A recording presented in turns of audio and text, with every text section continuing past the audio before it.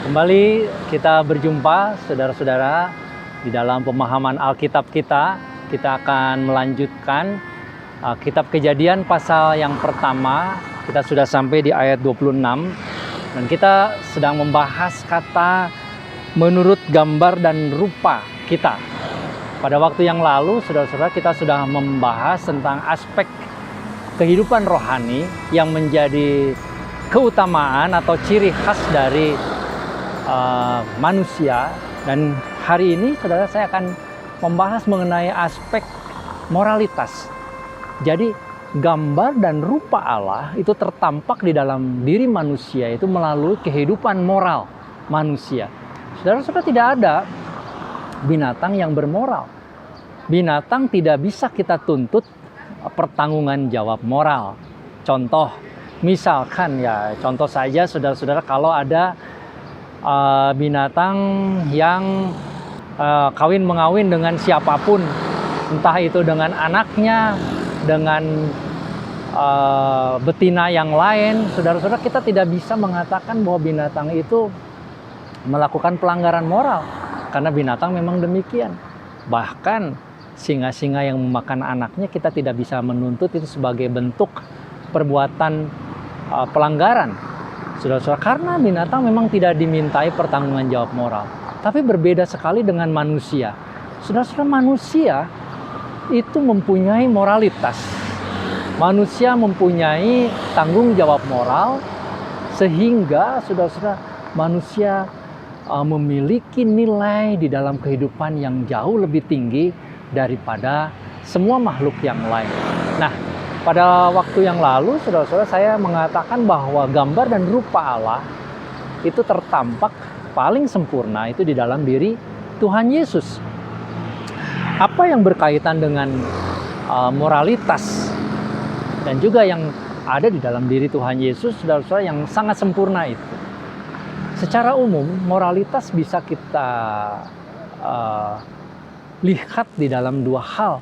Yang pertama itu berkaitan dengan kebebasan, yang kedua berkaitan dengan tanggung jawab. Nah, dua-duanya memang berhubungan, saudara-saudara. Artinya, tanggung jawab moral itu adalah tanggung jawab menggunakan kebebasan.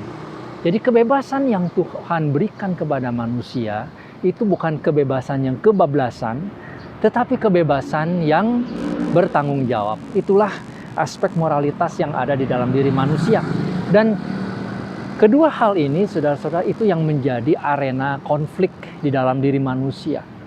Sebagian orang atau ada orang-orang yang terlalu mencita-citakan kebebasan sampai kebablasan, tetapi ada orang-orang yang terlalu bertanggung jawab, menganggap dirinya bertanggung jawab sehingga kehilangan kebebasannya. Nah, saudara-saudara, keseimbangan atau menggunakan kedua aspek ini secara sempurna itu nampak di dalam diri Tuhan Yesus. Saya ingin memberi contoh, saudara-saudara, ketika Tuhan Yesus ada di dalam dunia, bagaimana dia menggunakan kebebasannya yang bertanggung jawab secara sempurna. Yaitu contoh ketika dia akan disalibkan.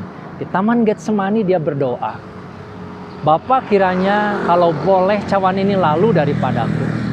Artinya, saudara-saudara, pada bagian itu sebenarnya Tuhan Yesus mempunyai kebebasan. Dia bisa meminta kepada Bapa kalau boleh cawan itu dilalukan. Tetapi kebebasan ini, saudara-saudara, kemudian Tuhan Yesus pertanggungjawabkan. Dia tidak memilih untuk menyenangkan dirinya. Dia tidak memilih untuk mengutamakan egonya, tetapi dia memilih untuk bertanggung jawab sesuai misinya. Maka Tuhan Yesus mengambil tanggung jawab. Akhirnya dia lebih memilih taat kepada Bapa daripada mengikuti mungkin rasa takutnya, begitu. Nah, saudara-saudara, ini tampak sangat jelas dalam diri Tuhan Yesus, dan ini menjadi pelajaran bagi kita.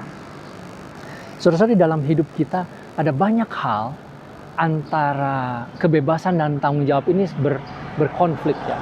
Misalnya, saudara-saudara, banyak sekali tahyul-tahyul yang ada di dalam hidup manusia.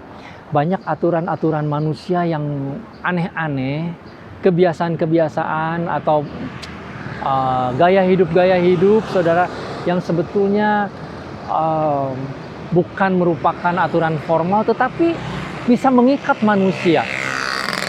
Saudara, kita sebetulnya bebas untuk tidak lakukan. Kalau ada orang memaksa kita untuk melakukan sesuatu hal yang tidak bertanggung jawab, kita bebas sebetulnya untuk tidak mengikutinya.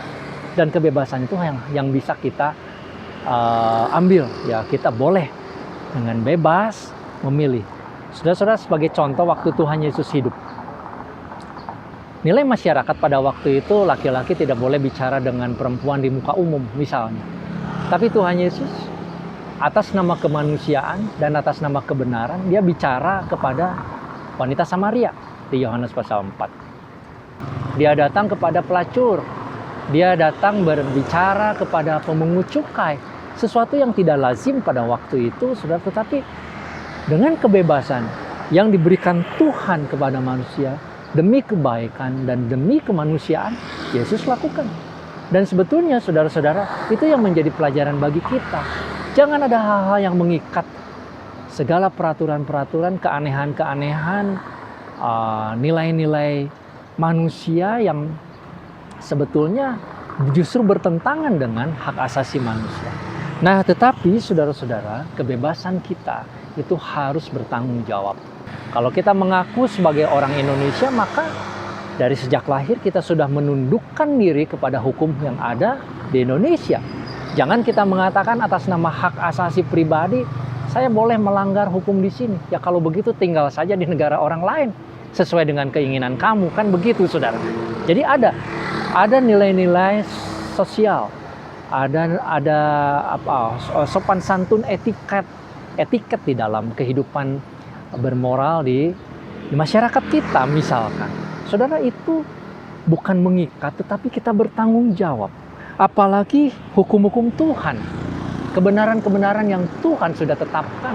Kita tidak bisa atas nama kebebasan diri kita melanggar hal itu. Saudara, itu tidak bertanggung jawab. Jadi, kalau kita membaca misalkan hukum-hukum Tuhan, 10 hukum Tuhan, hukum kasih, atau kebenaran di dalam kasih Tuhan, saudara-saudara, semua itu bukan mengikat kita, tetapi justru membebaskan kita untuk menjadi orang yang bermoral, orang yang bertanggung jawab. Saudara, kalau kita beri contoh yang lain cukup banyak, kan sangat banyak, tetapi saya hanya memberikan gambaran. Jadi melalui bagian ini, saudara, kita diajar bahwa kita sebagai manusia yang merupakan gambar dan rupa Allah. Yang kita lihat gambar dan rupa Allah sempurna di dalam diri Tuhan Yesus, itu tertampak di dalam aspek moral. Maka hendaknya kita menjadi orang yang bermoral. Ya, singkatnya demikian. Moralitas kita, yaitu kita menggunakan kebebasan yang penuh dengan tanggung jawab. Itulah yang menggambarkan gambar dan rupa Allah di dalam hidup kita. Kiranya Tuhan memberkati kita dan ikuti terus saudara-saudara PA ini supaya kita bisa mendapatkan gambaran yang utuh. Tuhan Yesus memberkati, mari kita berdoa. Bapa di surga, tolong kami supaya kami bisa mengerti lebih jauh kebenaran firman Tuhan dan kami melakukannya di dalam nama Tuhan Yesus Juru Selamat kami yang hidup. Amin. Tuhan memberkati, sampai berjumpa kembali.